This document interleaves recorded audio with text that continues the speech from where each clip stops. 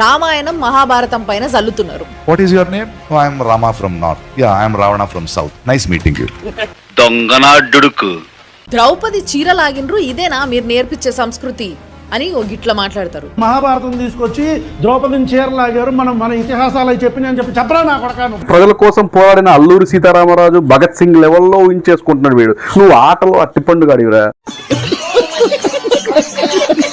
మీ నెత్తులకు మీరు ద్రౌపది చీరలాగే దగ్గరనే ఆగిపోండరా, కానీ ఫ్యూచర్ లా ఇలాంటి ఊరప్పందులు పుట్టుకొస్తాయి. అవును, చాలా చోట్ల నా గురించి ఇదే.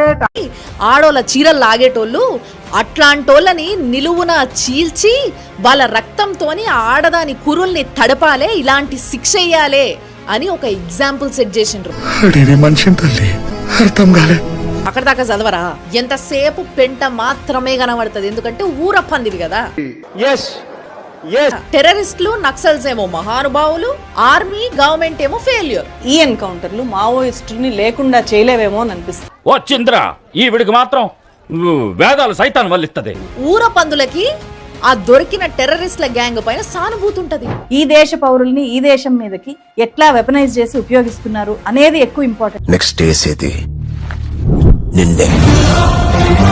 చైనా యుఎస్ కి కూడా అంత బాధ ఉంటదో లేదో గానీ వీళ్ళకి మాత్రం మహా బాధ అవుతుంది. నీచులు ఎప్పుడు నీచంగానే మాట్లాడతారు రావు గారు, మీకు తెలియదే ఉంది. విజయ్ గవర్నమెంట్ ని బాగా సపోర్ట్ చేసిన ఈమె అక్కడ సీఎం ని తిట్టిండని అపోజిషన్ పార్టీ ఎమ్మెల్యేని అరెస్ట్ చేసి లోపలేస్తే ఆ విషయం గురించి అసలు మాట్లాడదు. అదే ఇక్కడున్న ఒక యూట్యూబర్ నోటికొచ్చినట్టు మాట్లాడి అరెస్ట్ అయ్యి లోపలికి పోతే అరే అగ్రెసివ్గా ఉండడం కూడా తప్పేనా అని ఇట్లా బురద జల్లుతుంటది.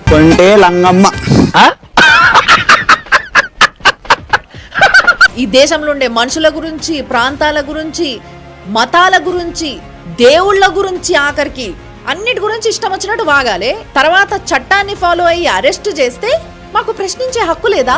చిచ్చి, నేనెంతో మంది బేవార్సుగాల్ని, శుద్ధ బేవార్సుగాల్ని చూశాను, కానీ మీ అంత పరమ బేవార్సుగాళ్ళని నేను